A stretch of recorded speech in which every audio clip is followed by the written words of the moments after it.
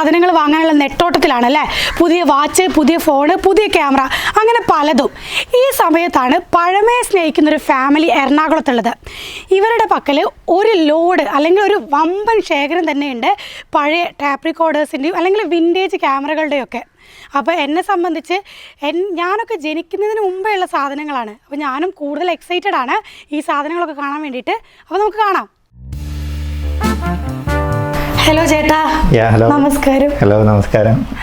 അപ്പോൾ ഇതാണ് ഞാൻ നേരത്തെ പറഞ്ഞ വ്യക്തി, അരുൺ ചേട്ടൻ. അതെ, ഞങ്ങൾ ഇപ്പോഴാണ് പരിചയപ്പെടുന്നത്. അപ്പം ഞാൻ പ്രതീക്ഷിച്ചത് ഈ വിൻറ്റേജ് കളക്ഷൻ എന്നൊക്കെ കേട്ടപ്പോൾ കുറച്ചുകൂടി ഏജ്ഡ് ആയിട്ട് ഒരു അപ്പൂപ്പനെയാണ്, അല്ലെങ്കിൽ മുത്തശ്ശനെ, അല്ലെങ്കിൽ കുറച്ചെങ്കിലും ഏജ്ഡ് ആയിട്ടുള്ള ഒരാളാണ് വിചാരിച്ചത്. ഇങ്ങനെ ഇത്ര ചെറുപ്പത്തിൽ ഇങ്ങനെ ഒരു ഭ്രാന്ത് തുടങ്ങി. ഇപ്പോഴത്തെ കാലത്ത് എനിക്ക് തോന്നുന്നു യങ് ജനറേഷനും ഈ റെട്രോഫിലി എന്ന് പറഞ്ഞ പോലെ പഴയ കാലത്തിന് ഇഷ്ടപ്പെടുന്ന ഒരുപാട് യങ് ജനറേഷൻ ആൾക്കാരുണ്ട്.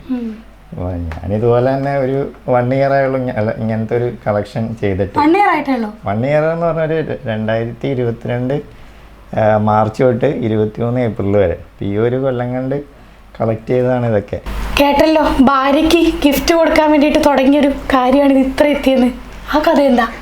അത് 2022 മാർച്ചിൽ വൈഫിൻ്റെ ഒരു ബർത്ത്ഡേ ഉണ്ടായിരുന്നു. അപ്പോൾ നമ്മുടെ ഈ ഒരു എന്താ പറയുക, കൊറോണയൊക്കെ തീർന്നൊരു സമയം. അപ്പോൾ ആ ഒരു ടൈമിൽ ചുമ്മാ ആലുവയിലൊരു വിൻറ്റേജ് കടയിൽ ചെന്നെത്തി. അപ്പോൾ അവിടെ നിന്ന് നമുക്കൊരു ടേപ്പ് റെക്കോർഡർ കിട്ടി. ഇതാണ് ആ ടേപ്പ് റെക്കോർഡർ. അതിൽ അപ്പം തുടങ്ങിയില്ല. അപ്പോൾ അത് കൊണ്ടുവന്ന് ഗിഫ്റ്റ് ചെയ്തപ്പോൾ പുള്ളിക്കാരത്തേക്ക് ഇഷ്ടപ്പെട്ടു. പിന്നെ ഞങ്ങൾ രണ്ടുപേരും പഴയ ഹിന്ദി പാട്ടുകളൊക്കെ കേൾക്കാൻ നേരത്ത് ഭയങ്കര ഒരു നൊസ്റ്റാൾജിയ, അല്ലെങ്കിൽ എന്താ പറയുക, ഒരു അനലോഗ് സൗണ്ടിനോട് ഭയങ്കര ഒരു താല്പര്യം. അങ്ങനെയാണ് ഇങ്ങനത്തെ ഒരു സാധനം എന്തായാലും ഇങ്ങനെ ഒരു ടേപ്പ് റെക്കോർഡർ ഇപ്പോഴത്തെ കാലത്ത് എല്ലാ വീടുകളിൽ നിന്നും പോയിക്കൊണ്ടിരിക്കുക. അപ്പോൾ നമുക്കൊന്ന് കളക്ട് ചെയ്ത് കൂടാന്ന് ഓർത്ത് കളക്ട് ചെയ്തതാണിത്. അപ്പോൾ കറൻ്റ്ലി അങ്ങനെ ഞാൻ ഒരു കൊല്ലമാണ് ടാർഗറ്റ് പോലെയാണ് കളക്ട് ചെയ്തത്. അപ്പോൾ ഈ ഒരു വർഷം കൊണ്ട് എത്ര ടേപ്പ് റെക്കോർഡർ സ്വന്തമായിട്ടുണ്ട്? കളക്ഷൻ എന്ന് പറഞ്ഞാൽ ഞാൻ ഈ ഒരു 1 year കൊണ്ട് 130ഓളം സെറ്റുകൾ കളക്ട് ചെയ്തു. 130ഓളം? എല്ലാം വർക്കിംഗ് കണ്ടീഷനാക്കി. പിന്നെ ഇതൊരു വെറും കളക്ഷൻ അല്ല, കാരണം ഒരു 5 ബ്രാൻഡുകളാണ് ഞാൻ കോൺസെൻട്രേറ്റ് ചെയ്തത്. അപ്പോൾ അതെന്ന് പറഞ്ഞാൽ National Panasonic, Sanyo, Sony, Sharp, Pioneer. ഈ 5 ബ്രാൻഡുകളുടെയാണ്. കാരണം എന്ന് വെച്ചാൽ ഈ ബ്രാൻഡുകളിലെ പ്രോഡക്റ്റ് ഒരിക്കലും കേടാവില്ല എന്നാണ് വിശ്വാസം. കാരണം ഇപ്പോഴും ഇതൊക്കെ ഒരു 50 അല്ലെങ്കിൽ ഒരു 60 കൊല്ലം പഴക്കമുണ്ട് ഇതിന്. പക്ഷേ ഇപ്പോഴും എല്ലാം വർക്കിംഗ് കണ്ടീഷനാണ്. കാരണം ഇപ്പോൾ ഒരു പ്രോഡക്റ്റ് മേടിച്ചാൽ ഇത്രയും കാലം നിൽക്കില്ല. അതൊക്കെ തന്നെയാണ് ഈ ബ്രാൻഡ് സെലക്ട് ചെയ്തതും അങ്ങനെ ഒരു കളക്ഷൻ ചെയ്യാമെന്ന് ഓർത്തത്. ഇതൊക്കെ കടകളിൽ നിന്ന് വാങ്ങിയതല്ല? കടകളല്ല, ഇതെല്ലാം പല വീടുകളിൽ നിന്ന് കളക്ട് ചെയ്തതാണ്. കാരണം ഇപ്പം എന്ന് പറഞ്ഞാൽ OLXിലൊക്കെ ചില വിൽക്കാട്ടുണ്ടാകും, ഭയങ്കര റേറ്റ് ആയിരിക്കും. പക്ഷേ എനിക്ക് അങ്ങനെയല്ല, പല ബന്ധങ്ങളിൽ നിന്ന് അല്ലെങ്കിൽ പല വീടുകളിൽ, ഇതിനൊക്കെ എല്ലാത്തിനും ഓരോ കഥകളുണ്ട്, ഓരോ വീടുകളിൽ നിന്ന് കളക്ട് ചെയ്താൽ. അപ്പം അങ്ങനെ കളക്ട് ചെയ്ത് നന്നാക്കി എടുത്തതാണ് എല്ലാം. അപ്പോൾ അതിൽ ഏറ്റവും പഴയ ടാപ്പ് റെക്കോർഡർ ഏതാ? പഴയെന്ന് പറഞ്ഞാൽ ഇതൊക്കെയാണ്, അതായത് മോണോ സെറ്റുകൾ എന്ന് പറയുന്നത്. അതായത് ഒരു സ്പീക്കർ വന്നത്. ഇതൊക്കെയെന്ന് പറഞ്ഞാൽ 1975 മേക്കിംഗ് ആണത്, മാനുഫാക്ചർ ചെയ്യുന്നത്. അപ്പോൾ ഇതെല്ലാം ഈ മോണോ സ്പീക്കർ പറഞ്ഞാൽ 70 to 80 കാലത്തെ ടൈപ്പ് റെക്കോർഡർ. അത് കഴിഞ്ഞുള്ള 80s ആണ് ഇതെല്ലാം. 80s ഇതൊക്കെ ഒരു 50 വർഷം പഴക്കം. 75. അപ്പോൾ ഇതൊക്കെയെന്ന് പറഞ്ഞാൽ 82, 83, 85 ഇടയ്ക്കുള്ള അന്നത്തെ പ്രീമിയം ബ്രാൻഡുകൾ. അതായത് ആ കാലത്ത് ഒരുപാട് ഫീച്ചറുകളൊക്കെ വെച്ചിറങ്ങിയ സെറ്റുകളാണ് ഇതൊക്കെ. അപ്പോൾ ഇതാണ് എല്ലാത്തിനും തുടക്കം കുറിച്ച ടാപ്പ് റെക്കോർഡർ, ഭാര്യയ്ക്ക് ഗിഫ്റ്റ് കൊടുത്തത്. യെസ്. ഇതിൻ്റെ കഥ? ഇത് എന്ന് പറഞ്ഞാൽ നാഷണൽ പാനസോണിക്കിൻ്റെ RQ565D എന്ന് പറഞ്ഞ മോഡലാണ്. ഇത് ഫ്രഷ് മോഡൽ അല്ല, 565D എന്ന മോഡലിൻ്റെ പേരാണ്. അത് 76 ഇറങ്ങിയ ഒരു മോഡലാണത്. അപ്പോൾ ഇത് കൂടുതൽ ഇങ്ങനെ പറഞ്ഞേക്കാമല്ലോ, നമ്മുടെ PK ഫിലിമിൽ അമീർ ഖാൻ തൂക്കി പിടിച്ചുകൊണ്ട് കിടക്കുന്ന ഒരു സെറ്റാണത്. അപ്പോൾ ഇതിൻ്റെ ഒരു ഫ്രഷ് പീസാണ് ഇത്. എനിക്ക് പണ്ട് ആലുവയിൽ നിന്നൊരു കടയിൽ നിന്ന് കിട്ടിയത്. അപ്പോൾ ഇതിൽ നിന്നാണ് നമ്മൾ പാട്ട് കേട്ടപ്പോഴാണ് ഇതിൻ്റെയൊക്കെ ഒരു ഫീല് മനസ്സിലാവണം. അങ്ങനെയാണ് ഒരു കളക്ഷനായിട്ട് വന്നത്. അപ്പോൾ ഇതിൻ്റെ എന്ന് പറഞ്ഞാൽ ആ ഒരു കാലത്തെ ഹെഡ്സെറ്റൊക്കെ ഉണ്ടായിരുന്ന ഈ മോഡലിൻ്റെ 1 side ഹെഡ്സെറ്റാണത്. അപ്പോൾ ഇത് നമ്മൾ അന്നും ഹെഡ്സെറ്റ് വർക്കിംഗ് ആണ്, കണ്ടീഷൻ ഹെഡ്സെറ്റാണ്. ആ കാലത്തൊരു ഹെഡ്സെറ്റും ഉണ്ടായിരുന്നു ഇതിൻ്റെ കൂടെ. ബാറ്ററിയിലും വർക്ക് ചെയ്യും, കറണ്ടും വർക്ക് ചെയ്യും. മെയിൻലി ടാപ്പ് റെക്കോർഡേഴ്സ് 5 ബ്രാൻഡ്സ് ആണെന്ന് പറഞ്ഞു. അത് ഏതൊക്കെയാ, അതിൻ്റെ ഓരോ വേർഷൻസ് കാണിച്ചു തരും? അതെ, ഇത് ഞാൻ ആദ്യം പറഞ്ഞാൽ ഇതാണ് മോണോ സെറ്റുകൾ, അതായത് ഒരു സ്പീക്കറുള്ളത്. ആ ഒരു 80s മുമ്പുള്ളൊക്കെ 1 side സ്പീക്കറുള്ള സെറ്റുകളായിരുന്നു. അത് കഴിഞ്ഞിട്ടാണ് ഇങ്ങനെ സ്റ്റീരിയോ വന്നത്, അതായത് 2 സ്പീക്കറുകളുള്ളത്. സ്റ്റീരിയോ സെറ്റുകൾ. പിന്നെ വന്നതെന്ന് പറഞ്ഞാൽ ഈ സൗണ്ടിന് ഒരുപാട് ചേഞ്ചൊക്കെ വന്നപ്പോൾ ഈ പൈനീറിൻ്റെയൊക്കെ ഇതാണ് പൈനീറിൻ്റെ സെറ്റുകൾ. അപ്പോൾ അതെന്ന് പറഞ്ഞാൽ ഇപ്പോൾ ഇതിനൊക്കെ ആണെങ്കിൽ ആംബിയൻ സ്റ്റീരിയോ എന്നൊക്കെ പറയും. അതായത് സൗണ്ടിന് വ്യത്യാസങ്ങൾ. ഈ ഇരിക്കുന്ന സെറ്റാണ് AFD എന്ന് പറയും. അതായത് ഇതിന് പ്രത്യേകത എന്താണെന്ന് പറഞ്ഞാൽ ബാസ് കൂടുതലായിരിക്കും, അല്ലെങ്കിൽ അതിന് ഫ്ലാറ്റ് സ്പീക്കറാണ്. അപ്പോൾ സാധാ ഒരു സ്പീക്കറൊക്കെ റൗണ്ടായിരിക്കും, അതായത് ഒരു കോണായിരിക്കും സ്പീക്കറിൻ്റെ ഉള്ളിൽ. പക്ഷേ ഈ ഒക്കെ സെറ്റ് എന്ന് പറഞ്ഞാൽ അതിൻ്റെ ഡ്രം ഫ്ലാറ്റാണ്. സൗണ്ട് വെക്കുമ്പോൾ അതിങ്ങനെ ഒരു പാട്ടിനനുസരിച്ച് ഇങ്ങനെ വൈബ്രേറ്റ് ചെയ്യും. അക്വസ്റ്റിക് ഫ്ലാറ്റ് ഡയഫ്രം എന്നാണ് AFDയുടെ ഒരു ഫുൾ ഫോം. അപ്പോൾ ഇതൊക്കെ ഒരു കാലത്ത് 90 അല്ലെങ്കിൽ 95 നമ്മുടെ കേരളത്തിൽ ഏറ്റവും ഹിറ്റായിട്ടുള്ളത്. അപ്പോൾ ആ കാലത്ത് ഗൾഫിൽ നിന്ന് വന്നവരെല്ലാം കേരളത്തിൽ ഒരുപാട് ഈ സെറ്റ് കൊണ്ടുവന്നിട്ടുള്ളൊരു സെറ്റാണത് AFD എന്ന് പറഞ്ഞത്. പിന്നെ ഈ സെറ്റുകളൊന്നും ഇന്ത്യൻ മെയ്ഡ് അല്ല കേട്ടോ, എല്ലാം പ്ലെയിൻ കയറി വന്ന സെറ്റുകളാണ്. അല്ലാതെ ഒരിക്കലും ഇന്ത്യൻ മെയ്ഡ് ചിലത് ഇവിടെയൊക്കെ അടിയിലൊക്കെ എന്തെങ്കിലും ഉണ്ടെങ്കിലേ ഉള്ളൂ. ഈ പറഞ്ഞ ബ്രാൻഡുകളെല്ലാം ഇന്ത്യൻ ബ്രാൻഡല്ല. അപ്പോൾ ആ കാലത്ത് എല്ലാം ഓരോ പഴയ കാലത്ത് ഗൾഫിൽ നിന്ന് വന്നവർ കൊണ്ടുവന്ന സെറ്റുകളാണ് ഇതെല്ലാം. മോസ്റ്റ് എക്സ്പെൻസീവ് ഞാൻ മേടിച്ച എക്സ്പെൻസീവ് എന്ന് പറഞ്ഞാൽ പലതും പല വിലയാണ്. എനിക്ക് ഇതൊക്കെയാണ് പ്രീമിയം സെറ്റുകൾ, അല്ലെങ്കിൽ തരാൻ അല്ലെങ്കിൽ കിട്ടാനൊക്കെ അന്ന് ഏറ്റവും എക്സ്പെൻസീവ് ആയിട്ടുള്ള അന്ന് പറഞ്ഞു കേട്ടിട്ടുള്ള. അപ്പം അന്ന് ഒരു ഗൾഫിൽ പോണ ഒരാൾ, അതായത് 80s മുമ്പ് ഗൾഫിൽ പോണ ഒരാൾ, സാധാ ഒരു പണിക്കാരനാണെങ്കിൽ അയാൾ 6 മാസം പണിയെടുക്കണ കാശ് വേണം ഒരു സെറ്റ് മേടിക്കാൻ സാധാരണക്കാരന്. അപ്പം അത്രയും കൂട്ടി വെച്ചിട്ടാണ് ആൾക്കാർ അന്ന് ഈ സാധനം ഗൾഫിൽ നിന്ന് മേടിച്ച് കൊണ്ടുവന്നത്. അപ്പം അതാണ് അവരുടെ ഒരു ഡിഗ്നിറ്റി കാണിക്കുക, അതൊക്കെ തൂക്കി പിടിച്ച് ഫ്ലൈറ്റിൽ നിന്നൊക്കെ ഇറങ്ങി വരുമ്പോൾ കൊണ്ടുവന്നെ. പിന്നെ അത് മാത്രമല്ല, അന്ന് ഇപ്പം എല്ലാവരും അതൊരു സ്റ്റൈലിന് വേണ്ടിയാണെന്ന് പറയും. പക്ഷേ അത് മാത്രമല്ല, പണ്ടത്തെ കാലത്ത് കവറിലിട്ടാൽ ടാക്സ് കൊടുക്കണം. കവറിലിട്ട് ഫ്ലൈറ്റിൽ വെക്കുമ്പോൾ അതിന് ടാക്സ് റേറ്റ് ഉള്ളതുകൊണ്ടാണ് കവർ പൊട്ടിച്ചിട്ട് കൈ പിടിക്കണം. അപ്പോൾ അതൊരു ലുക്കായിരുന്നു. കാരണം ഗൾഫിൽ നിന്ന് വന്നവരെല്ലാം കയ്യിൽ ഒരു സെറ്റ് ഉണ്ടായിരുന്നു ആ കാലത്ത്. ഈ ടാപ്പ് റെക്കോർഡേഴ്സ് മാത്രമല്ല, ഒരുപാട് കാസറ്റുകളും കണ്ടു. കാസറ്റുകൾ ഇതും ഒരു വർഷമായിട്ടുള്ള ഈ കളക്ഷൻ. ഇതും ഞാൻ കളക്ഷൻ എന്ന് പറഞ്ഞാൽ കേരളത്തിലാണെങ്കിൽ മലയാളം കളക്ട് ചെയ്യണവരുണ്ട്. അപ്പോൾ ഞാനതുകൊണ്ട് എല്ലാവരും മലയാളത്തിൻ്റെ എല്ലാവരും എല്ലാം കളക്ട് ചെയ്താൽ ആർക്കും ഒന്നും കിട്ടില്ല. അപ്പോൾ അതുകൊണ്ട് ഒരു ചേഞ്ചിന് വേണ്ടി ഇംഗ്ലീഷ് കാസറ്റ് കോൺസെൻട്രേറ്റ് ചെയ്തത്. അപ്പോൾ ഈ ഒരു ഇംഗ്ലീഷ് ടോട്ടൽ എനിക്ക് 3000-ഓളം കാസറ്റുകളുണ്ട്. അതിൽ ഇംഗ്ലീഷ് അല്ല, ഇപ്പോൾ ഭയങ്കര റേറ്റാണ്. അപ്പോൾ ഞാൻ പറയില്ല, ഞാൻ ഒരു കൊല്ലം മുമ്പാണ് കളക്ട് ചെയ്തത്. അപ്പോൾ ആ കാലത്ത് ചിലപ്പോൾ ബൾക്കായിട്ട് കിട്ടും, കാരണം ഇപ്പോൾ ഭയങ്കര ഡിമാൻഡാണ്. അപ്പോൾ അതുകൊണ്ട് ഇപ്പോൾ 2500-ഓളം ഇംഗ്ലീഷ് കാസറ്റുകൾ, അതായത് ഒരു 75 to 90s ഇടയ്ക്കുള്ള എല്ലാ ഇംഗ്ലീഷ് ആൽബംസും ഇപ്പോൾ നിങ്ങൾക്ക് ഇവിടെ കാണാൻ പറ്റും. കാർപ്പൻറ്റേഴ്സ്, അബ്ബ, ബോണിയം, അല്ലെങ്കിൽ Bee Gees, Madonna, Jim Reeves, Pink Floyd. ഇപ്പോൾ നമ്മുടെയൊക്കെ 13 AD ഇതൊക്കെ എന്ന് പറഞ്ഞാൽ കേരളത്തിൽ ഭയങ്കര ഡിമാൻഡുള്ള കാസറ്റുകളാണ്. അത് കൊച്ചിയുടെ സ്വന്തം ബാൻഡാണ് 13 AD. അപ്പോൾ അവർ 2 കാസറ്റ് ഇറക്കിയിട്ടുള്ളൂ. ഒന്ന് ഒന്നില്ല, അതായത് ടഫ് ഓൺ ദി സ്ട്രീറ്റ് എന്ന് പറഞ്ഞു 93 ഇറങ്ങിയ. അപ്പോൾ അതെനിക്ക് കിട്ടിയിട്ടില്ല. അല്ലാത്ത ഗ്രൗണ്ട് സീറോ 2 ഉണ്ട്. ഇതാണ് ആദ്യത്തെ അവരുടെ കാസറ്റ്. പിന്നെ അതൊക്കെ റെയർ പീസാണ്. പിന്നെ അങ്ങനെ മൈക്കിൾ ജാക്സൻ്റെ എല്ലാ സെറ്റുകളും ഉണ്ട്. ഇവിടെ ഉണ്ടോ മൈക്കിൾ ജാക്സൻ്റെ എല്ലാ ഇതും കാണിച്ചു തരാം. ഇതൊക്കെ ബാഡ് ഹിസ്റ്ററി, ത്രില്ലർ, അങ്ങനെ എല്ലാം. ത്രില്ലർ ഞാൻ ആദ്യമായിട്ടാണ് കാസറ്റൊക്കെ കാണുന്നത്. ആദ്യമായിട്ട് കാണാണ്. കാരണം എന്നെ സംബന്ധിച്ച് പറഞ്ഞാൽ ഞാൻ ഇങ്ങനെ ഡിജിറ്റൽ പാട്ട് ഒരുപാട് കേട്ടിരിക്കാൻ നമുക്കൊരു തലവേദന എടുക്കും. അപ്പോൾ എനിക്കങ്ങനെ ഇതാകുമ്പോൾ എനിക്കങ്ങനെ കുഴപ്പമില്ല. അനലോഗ് സൗണ്ട് അധികം വോളിയം ഇല്ലാതെ വേണമെങ്കിൽ ഒരു ഫുൾ ഡേ കേട്ടാലും അങ്ങനെ ഒരു പ്രശ്നം തോന്നിയിട്ടില്ല. വൈഫിനും ഫാമിലിക്കൊക്കെ പണ്ട് പ്രശ്നങ്ങളായിരുന്നു. നമ്മൾ ഇച്ചിരിയൊക്കെ കളക്ട് ചെയ്തപ്പോൾ കുഴപ്പമുണ്ടായില്ല. പക്ഷേ ഇങ്ങനെ ഇടയ്ക്കിടയ്ക്ക് ഇങ്ങനെ വന്നപ്പോൾ എവിടെയും പ്രശ്നമായത്. എന്താ അവിടെ പരിപാടി, എന്താ അതിൻ്റെ ഉദ്ദേശം എന്നൊക്കെ തോന്നി. പിന്നെ ഇങ്ങനെ നിങ്ങളൊക്കെ അന്വേഷിച്ച് വരുമ്പോൾ അവർ ഹാപ്പി. മലയാളം എത്ര? 500 എണ്ണം. മലയാളം കുറവാണ്. മലയാളം ഞാനൊരു 90s വളർന്ന ഒരാളായതുകൊണ്ട് ആ കാലത്ത് എനിക്ക് ഇഷ്ടമുള്ള എല്ലാ പാട്ടുകളും ഞാൻ കളക്ട് ചെയ്തു. ആ കാലത്ത് ഒരു കുഞ്ചാക്കോ ബോബൻ ഫാനൊക്കെ ആയിരുന്നതുകൊണ്ട് ഞാൻ കുഞ്ചാക്കോ ബോബൻ്റെ എല്ലാ സിനിമകളും, നിറം, കസ്തൂരിമൻ്റെ, പ്രിയം, പദയാത്രിക, അങ്ങനെ എല്ലാം ഉണ്ട്. അനീത്തിപ്രാവ്, അങ്ങനെയുള്ള എല്ലാ കാസറ്റുകളും. അതത്ര 90s കാലത്തെ മലയാളങ്ങൾ. അപ്പോൾ നമ്മൾ കേട്ട ഇഷ്ടമുള്ള പാട്ടുകളെല്ലാം കളക്ട് ചെയ്തു. വൈഫിന് കൊടുത്ത ഗിഫ്റ്റ് കണ്ടു, അതെന്തായാലും ഫേവറേറ്റ് ആയിരിക്കും. പക്ഷേ ഈ 130 കളക്ഷനിൽ ചേട്ടൻ്റെ ഫേവറേറ്റ് ചെയ്താ? എല്ലാം എൻ്റെ ഫേവറേറ്റാ. പക്ഷേ കൂടുതൽ കഷ്ടപ്പെട്ടത് അല്ലെങ്കിൽ എന്തെങ്കിലും കുറേ കഥയുള്ളത്? കഥ എല്ലാ സെറ്റുകളിലും ഓരോ കഥകളുണ്ട്. അപ്പോൾ എനിക്കെന്ന് പറഞ്ഞാൽ എനിക്ക് ഒരുപാട് ഫീൽ ചെയ്തൊരു കഥ ഉണ്ടാക്കി തന്ന ഒരു സെറ്റാണിത്. ഈ ഒരു സെറ്റ് എന്ന് പറഞ്ഞാൽ നമുക്ക് എറണാകുളത്തെ ഒരു റിപ്പയർ ഷോപ്പിലിരുന്ന ഒരു സെറ്റാണ്.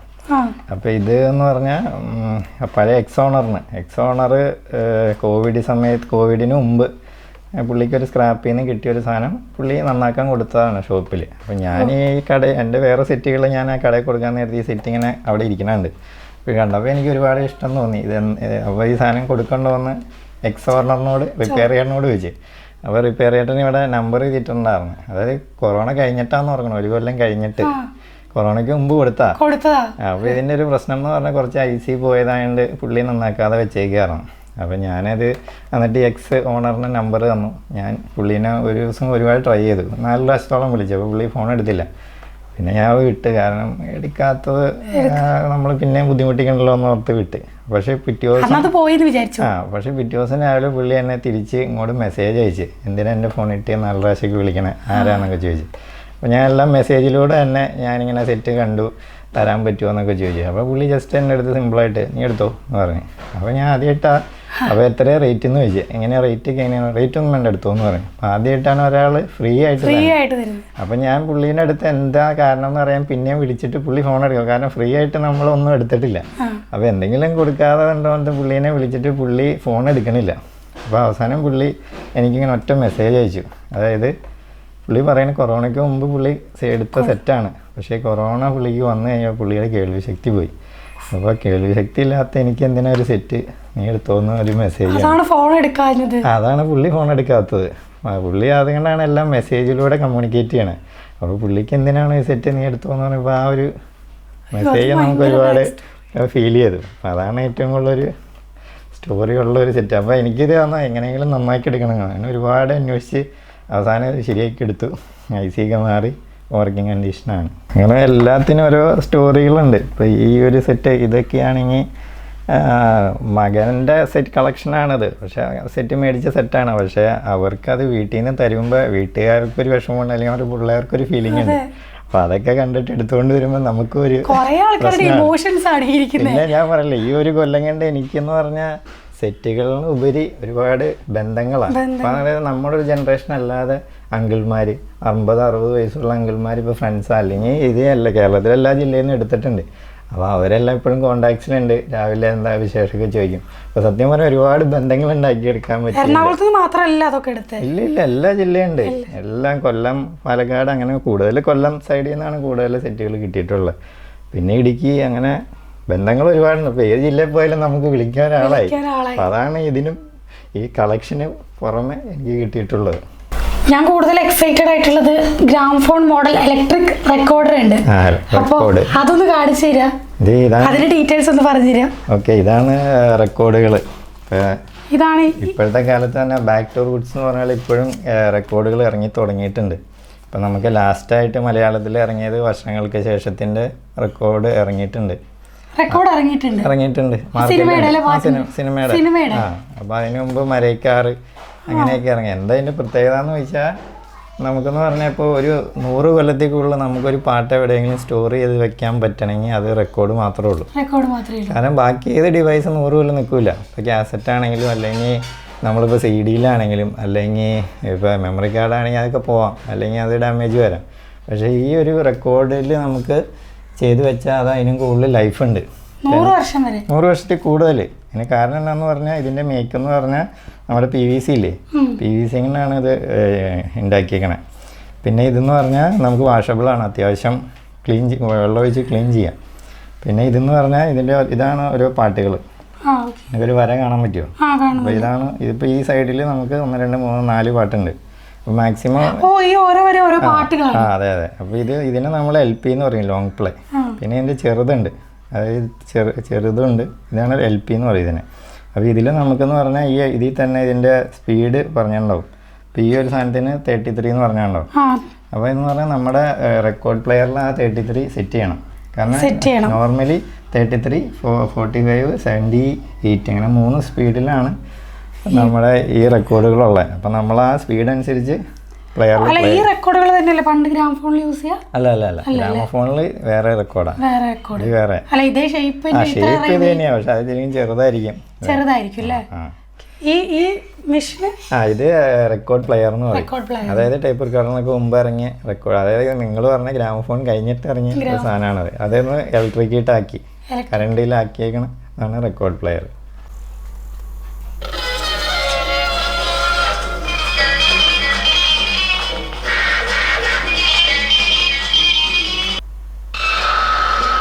ആ വരയുടെ മുകളിൽ ഈ വര മാറ്റി വെച്ച വേറെ പാട്ട് അടുത്ത പാട്ടിട്ട് പോകും. ഇപ്പൊ ഇങ്ങനെ വെച്ചാൽ ഈ സ്പീഡ് അനുസരിച്ചിട്ട് ഇവിടെ അഡ്ജസ്റ്റ് ചെയ്യാം. ഇതിലൊന്നും പറയാത്തൊരു പുതിയ ഐറ്റം കൂടെ ചേട്ടൻ പരിചയപ്പെടുത്തുന്നുണ്ട്. പുതിയ ഐറ്റം അല്ല, കുറേ പഴയ ഐറ്റം. അത് ഈ കളക്ഷൻ്റെ ഇടയ്ക്ക് വന്ന് പെട്ടതാ. ഞാൻ എന്തായാലും ഈ പഴയ ഒരു വിൻറ്റേജ് അല്ലേന്ന് ഓർത്തെടുത്താൽ. അതായത് ഒരു മിനി ടൈപ്പ് റൈറ്ററാണത്. ഹെർമീസ് ബേബി എന്ന് പറഞ്ഞ ഒരു ബ്രാൻഡിൻ്റെ മെയ്ഡ് ഇൻ ജർമ്മനിയാണ്. അപ്പോൾ ഇതൊരു 1920 to 1950 ഇടയ്ക്ക് മാനുഫാക്ചർ ചെയ്ത ഒരു ടൈപ്പ് റൈറ്റർ. അപ്പോൾ ഇത് എന്താണെന്ന് വെച്ചാൽ എനിക്ക് ഇത്രയും ചെറുത് ഞാൻ കണ്ടിട്ടില്ല. അപ്പോൾ അത് കണ്ടപ്പോൾ ഒരു കൗതുകം. അപ്പോൾ ഈ വിൻറ്റേജിൻ്റെ കൂടെ വെച്ചാൽ കൊള്ളാമെന്ന് ഓർത്ത് എടുത്താൽ. അത് പാലക്കാട് നിന്ന് കിട്ടിയതാണ്.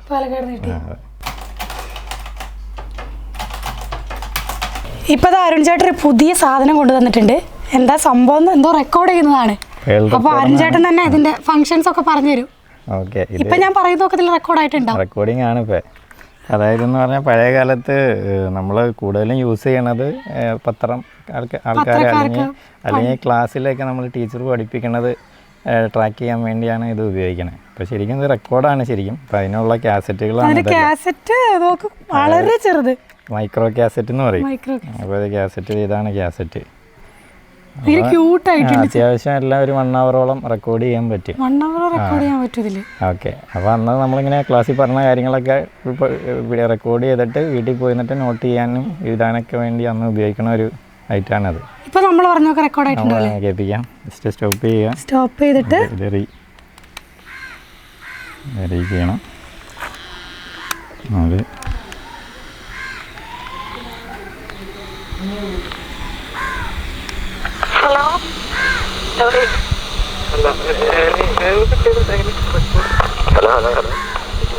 ആദ്യം റെക്കോർഡ് ചെയ്തു. അരുൺ ചേട്ടൻ പുതിയ പുതിയ സാധനങ്ങളൊക്കെ കൊണ്ടുവന്ന് ഞെട്ടിച്ചോണ്ടിരിക്കുകയാണ്. ഇത് വോക്ക്മാൻ, പണ്ടത്തെ ഫ്രീക്കന്മാരുടെ കയ്യിലുള്ള സാധനം. അതിലും വാക്ക്മാൻ്റെ ഒരു ക്വാളിറ്റി കേട്ടോ.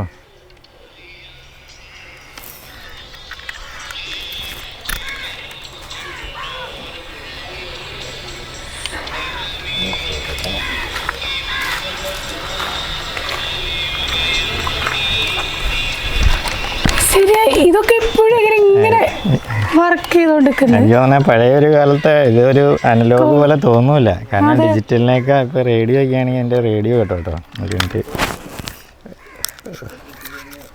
1 minute.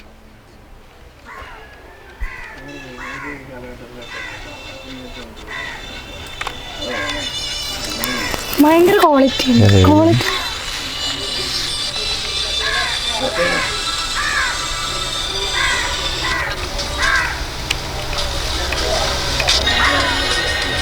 പാട്ട് മാറ്റാനും പറ്റൂല്ലേ? അല്ല, അത് റേഡിയോയാ, അല്ലാത്ത കാസറ്റ് സാധാ. ടാപ്പ് റെക്കോർഡറും കാസറ്റുകളൊക്കെ കണ്ടു. ഇനി ഒരു ലോഡ് ക്യാമറകൾ, 300 ക്യാമറകളുണ്ട്. പക്ഷെ കുറച്ചേ ഇവിടെ എടുത്തു വെച്ചിട്ടുള്ളൂ. കുറച്ച് അസൗകര്യം ഉള്ളതുകൊണ്ട്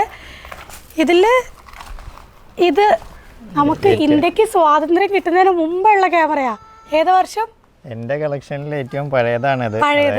1942-ലാണത്. 42-ല് സ്വാതന്ത്ര്യം കിട്ടുന്നതിന് 5 വർഷം മുന്നേ. അതായത് US മെയ്ഡ് ആണ്. ആർഗസ് എന്ന് പറഞ്ഞൊരു മോഡലാണ്. സിട്രിക്സ് എന്ന് പറയും.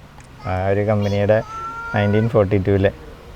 ഇതൊക്കെ ഇവിടുന്ന് കളക്ട് ചെയ്തു? ഇതൊക്കെ ഇത് പെട്ടെന്നുള്ള കളക്ഷൻ അല്ല, ഒരു 10 കൊല്ലത്തിൽ കൂടുതലായി. Collection 1 year ആയിട്ടുള്ളതല്ല. 10 വർഷമായിട്ടുള്ള കളക്ഷൻ ആണ്. 10 അല്ല 15 വർഷം കൂടുതലായി. കാരണം ഫോട്ടോഗ്രാഫി പണ്ടേ ഇഷ്ടമാണ്. അങ്ങനെ കളക്ഷൻ അന്ന് തൊട്ടുള്ളതാണ്. ഇത് റീസെൻ്റ്ലി കളക്ട് ചെയ്തല്ല. ഹോണ്ടയിൽ ഉള്ളതിൽ ഏറ്റവും പഴയ ഒരു മോഡലാണിത്. അതായത് സിട്രിക്സ് ആർഗസ് എന്ന് പറഞ്ഞ കമ്പനിയുടെ US മെയ്ഡാണ്. അപ്പോൾ അത് 1938 തൊട്ട് 1942 വരെയാണ് അതിൻ്റെ ഒരു പ്രൊഡക്ഷൻ. അപ്പോൾ അത് അത്യാവശ്യം വെയിറ്റ് ഉണ്ട്. ഈ ക്യാമറയുടെ വെയിറ്റ് ഉണ്ടോ, ഫുൾ മെറ്റൽ ബോഡിയാണ്. പിന്നെ ഇതിൻ്റെ ഓപ്പൺ ഇങ്ങനെയാണ്, ബാക്ക് ഓപ്പൺ, ഫിലിം ഇവിടെ ലോഡ് ചെയ്യും. എന്നിട്ട് ഒരു സെറ്റപ്പ്. പിന്നെ അത് കഴിഞ്ഞ് വന്നത് ഇതാണ്. ഇത് നമ്മൾ സിനിമയിലൊക്കെ സിനിമകളിലൊക്കെ അത്യാവശ്യം കാണാനുള്ളത്. ഇത് യാഷികയുടെ 635 എന്ന് പറയും. ഇങ്ങനെയാണ് നോക്കണേ ഇതില്ല. അപ്പോൾ ആളെ ഇങ്ങനെ നോക്കിയിട്ട് ഇതിങ്ങനെ എടുക്കാൻ പറ്റും. ഇതാണ്, ഇവിടെയാണ് സ്വിച്ച്. അവിടെ എല്ലാം ഫോക്കസ് പോയിന്റ് എല്ലാം ഇവിടെ, ലെൻസ് ഫോക്കസിങ് എല്ലാം ഇവിടെ. ഇത് 58 ആയിട്ട് വരും, 1958. ഞാൻ ഈ കഴുത്തിലിട്ടത് അപ്പോൾ ഇതൊക്കെ എന്ന് പറഞ്ഞാൽ നമ്മുടെ ഒരു ഡിജിറ്റൽ ക്യാമറ ഇറങ്ങണേക്കാൾ ജസ്റ്റ് മുമ്പുള്ള സെറ്റപ്പാണിത്. അതായത് നമുക്ക് ആ കാലത്ത് ഡാറ്റ, നമ്മുടെ മെമ്മറി കാർഡൊക്കെ ഇറങ്ങണേക്ക് മുമ്പ് ഡാറ്റ ട്രാൻസ്ഫർ ചെയ്യണത് ഫ്ലോപ്പി ഡിസ്ക് വഴിയാണ്. അപ്പോൾ അത് ജസ്റ്റ് ഇങ്ങനെ എടുക്കുമ്പോൾ ഫ്ലോപ്പി ഡിസ്ക് കാണാം. അപ്പോൾ മാക്സിമം ആ കാലത്ത് ഇത് ഡയറക്റ്റ് കമ്പ്യൂട്ടറിൽ കുത്തി മതി. അവിടെ കമ്പ്യൂട്ടറിൽ നിന്ന് ഈ ഫോട്ടോ എടുത്തിട്ട് ഡയറക്റ്റ് കമ്പ്യൂട്ടറിയിട്ട് കുത്താൻ. അപ്പോൾ അതിൻ്റെ ഒരു മാക്സിമം സൈസ് നോക്കി 144 MB ഉള്ളൂ. 1.5 MB ആണ് ഇതിൽ ഡാറ്റ സ്റ്റോറേജ്. എന്താ പാട്ടൊക്കെ സ്റ്റോറേജ്? പാട്ടല്ല, ഫോട്ടോ മാത്രം ട്രാൻസ്ഫർ ചെയ്യാം. അപ്പോൾ ഡയറക്റ്റ് അന്ന് നമുക്ക് CD ക്ക് വരാം, കമ്പ്യൂട്ടറിൽ ഫ്ലോപ്പി ഡിസ്ക് ഉപയോഗിക്കണം. ഫോട്ടോ ഡയറക്റ്റ് കൊണ്ടുപോയി അങ്ങോട്ട് കുത്തി. ഇന്നിപ്പോൾ നമ്മൾ കോഡ് കുത്തും പോലെ. അപ്പോൾ അതുപോലെ തന്നെ ഒരു സെറ്റ് ഇതാണിത്. ഇതുപോലെ തന്നെ ഫ്ലോപ്പി തന്നെ അതാണ്. അത് ഇതിൻ്റെ ഇവിടെ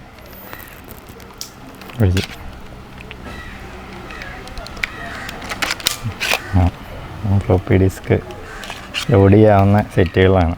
സോണിയാണ് കേട്ടിട്ടുള്ള, ഞാൻ ഇങ്ങനെ ഇറക്കിയിട്ടുള്ളത് ഡയറക്റ്റ്. ഇല്ല വർക്കിംഗ് അല്ല. കാരണം ക്യാമറകളൊന്നും നമുക്ക് മെയിൻറ്റെയിൻ ചെയ്യാനുള്ള ആൾക്കാരില്ല ഒന്ന്. കാരണം പഴയതൊന്നും നമുക്കൊരു കളക്ടേഴ്സ് ഐറ്റം പോലെ വെക്കാവുന്നുള്ളൂ, അല്ലാതെ അത് റെഡിയാക്കാൻ പറ്റുന്ന ആൾക്കാരില്ല. അത് കണ്ട. പിന്നെ അത് കഴിഞ്ഞ് വന്നത് പോളറോയിഡിൻ്റെ പഴയ ഫോട്ടോ എടുക്കുമ്പോൾ തന്നെ ഫിലിം ഇറങ്ങി വന്ന ടൈപ്പ് ഉള്ളതാണ്. ഇതൊക്കെ ഇതെല്ലാം അങ്ങനത്തെ സെറ്റപ്പ്. അങ്ങനെ എടുക്കുക, ജസ്റ്റ് ഇങ്ങനെ നോക്കുക. ചേട്ടൻ നോക്കി ചെറുതായിട്ട്. അപ്പോൾ അതിൻ്റെ ഫിലിം ഇപ്പോൾ കിട്ടാനില്ല, അതാണ് അതിൻ്റെ ഒരു പ്രശ്നം. ഫിലിമുണ്ട് ഇതിൻ്റെ അത്.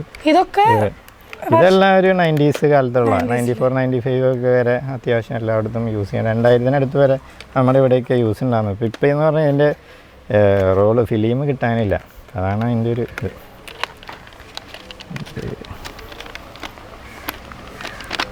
അങ്ങനെയാണ് ലോഡ് ചെയ്യണേ. ഇവിടെ ഫിലിം ലോഡ് ചെയ്യും, അടയ്ക്കും. അടുത്തായി ഫോട്ടോ കിട്ടുന്ന രീതി.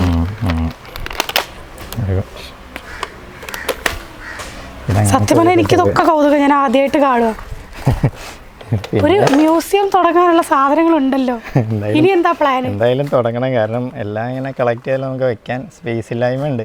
അപ്പോൾ അതുകൊണ്ട് ഒരു ഫ്യൂച്ചറിലൊരു എന്താ പറയുക, ഒരു അനലോഗ് സൗണ്ട് ഇഷ്ടപ്പെടുന്ന ആൾക്കാർക്ക് വന്നിരുന്ന് എൻജോയ് ചെയ്യാൻ പറ്റുന്ന ഒരു സ്പേസ് ഉണ്ടാക്കണം എന്നാണ്. വീട്ടിൽ തന്നെ വീടിൻ്റെ ഒരു മുകളിലൊരു സെറ്റപ്പ് അത്യാവശ്യം ആൾക്കാർക്ക് വരാം, കാണാം. അതായിരിക്കും ഒരു ഓണത്തിന് മുമ്പ് സെറ്റ് ചെയ്യാനാണ് പ്ലാൻ. അപ്പോൾ ഇപ്പോൾ കുറച്ച് കളക്ഷൻസ് ഒക്കെ കാണാൻ പറ്റിയിട്ടുള്ളൂ. ഓണം കഴിയുമ്പോഴേക്കും നമുക്കിവിടെ മ്യൂസിയം ഒക്കെ ആയിട്ട്, എനിക്ക് മാത്രമല്ല എനിക്ക് ഇഷ്ടപ്പെടുന്ന എല്ലാവർക്കും ഇതൊന്ന് കാണാം.